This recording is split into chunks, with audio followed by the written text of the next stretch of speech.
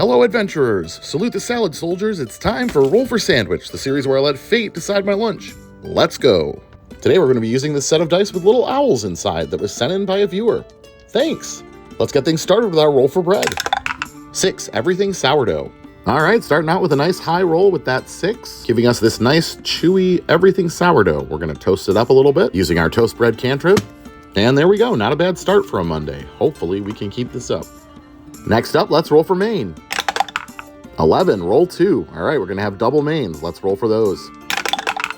That's 4 leftovers and 9 ham. Leftovers is always a risky roll, but today our leftovers are some nice tabbouleh, baba ganoush, and toum.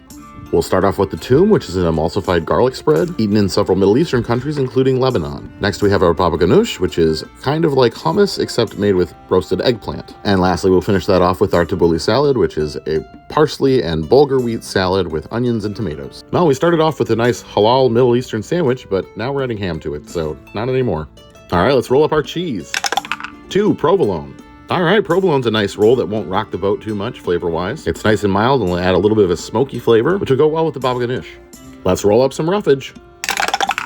5 tomatoes and 9 pickles. Oh man, you couldn't really have asked for a better roughage roll for this particular sandwich. I mean, we've already got tomato in the tabbouleh, so what's a little more? Pickles are a perfect roll here. You would often eat pickles with any of these Lebanese foods and also with meat. Okay, let's get wild with the wild magic roll. 19, it's bacon! Okay, yep, definitely no longer a halal sandwich in multiple ways. And last but not least, it's the D20 sauce roll. Here we go. Oh, it finally happened. 1. Half the sandwich becomes the sauce. This particular option has been on the list for multiple seasons, and what a day to roll it. All right, so I guess we got to close up our sandwich, get our toothpicks in, and we got to cut it in half because we need half of that sandwich to now go in the blender. Not that blending any sandwich is ever a good thing, but this might be the best case scenario as this has kind of already 2 sauces on it. I mean, technically baba ganoush isn't really a sauce. It's like more of a dip, I guess, but I mean, I'm not gonna complain. All right, well, we have baby foodified half of our sandwich, and it's got an interesting color. It kind of looks like, I don't know, like roasted red pepper hummus. All right, well, we've prepared our sauce. Now it's time to add it to our other half of our sandwich. There we go. Good soup. Well, this one will be anything but dry, so there's that, I guess. And now we reassemble our half sandwich, and there's the cross section. It's a little drippy. Well, that took quite a turn, but probably could have happened on a worse sandwich. Let's give it a taste.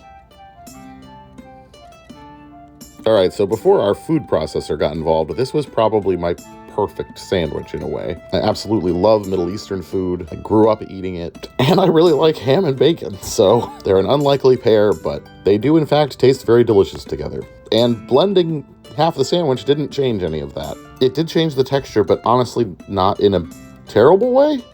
Normally this would be where I wrap up my review of the sandwich, but we kind of made 2 things today, so let's taste our sauce, soup, whatever we made here.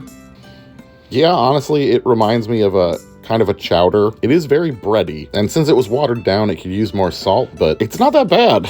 I'm gonna give it a 7.5, and I'm gonna call it Puree Chaos. Thanks for hanging out with me today. I hope you have a great day, and I'll see you again next time on Roll for Sandwich.